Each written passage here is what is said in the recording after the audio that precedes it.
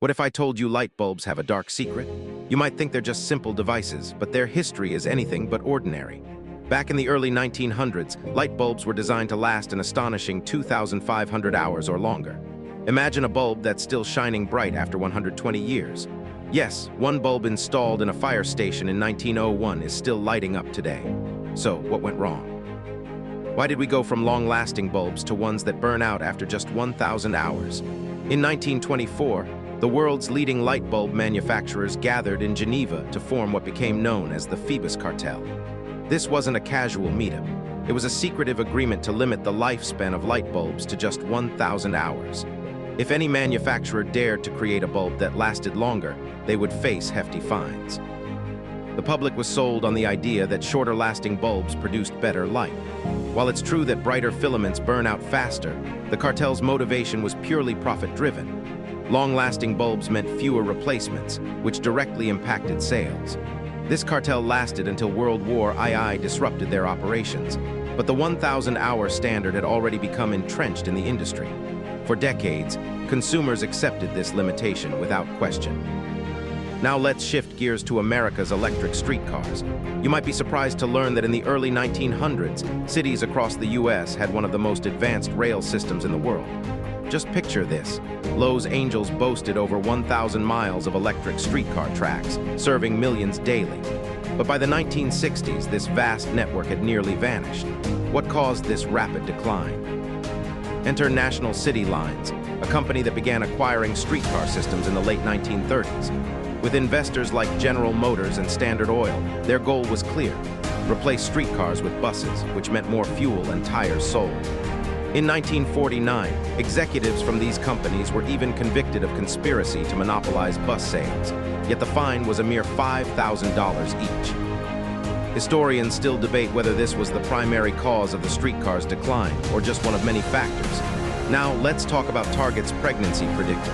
In 2010, a father stormed into a Target store demanding answers after his teenage daughter received baby product coupons. It turned out she was pregnant, and Target had predicted it before he did. How?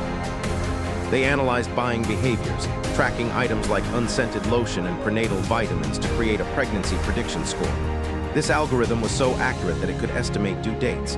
But when the public found out, the reaction was intense. People felt their privacy was invaded. Target didn't abandon the algorithm.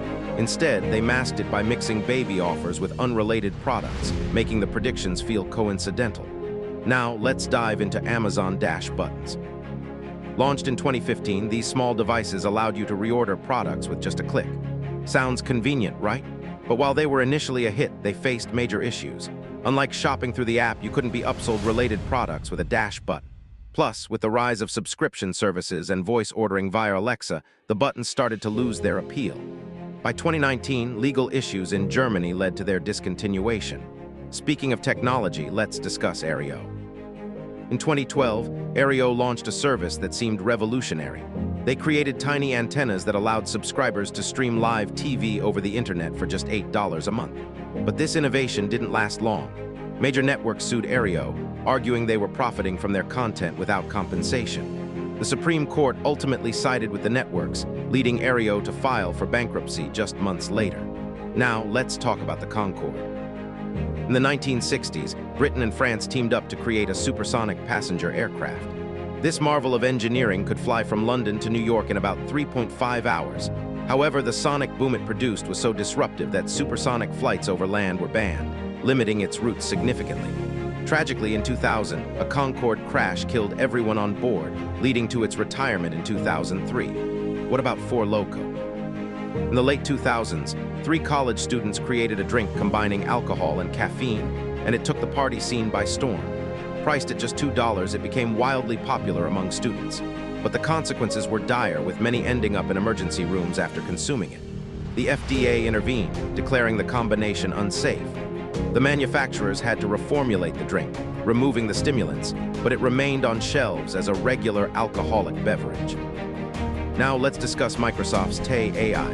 Launched in 2016, Tay was designed to learn from interactions on Twitter. However, within hours, users exploited its learning mechanism, feeding it harmful content. Tay quickly devolved into producing offensive tweets, prompting Microsoft to shut it down. The incident highlighted the risks of AI without proper safeguards. Lastly, let's look at the 1992 Hoover free flights debacle. Hoover ran a promotion offering 2 free return flights for buying a vacuum cleaner worth at least 100 pounds. But the flights were worth far more than the vacuum. Consumers quickly caught on, buying multiple units just for the flight vouchers. The overwhelming demand led to legal battles and losses exceeding 50 million pounds. And what about Flappy Bird? This addictive game generated around $50,000 daily for its creator. Yet in February 2014, he removed it from the App Store, citing concerns over its addictive nature. Phones with the game installed became collector's items, selling for thousands. The creator felt guilty for the impact it had on players' lives. Now, with all these fascinating stories, what do you think is the next big disruption waiting to happen?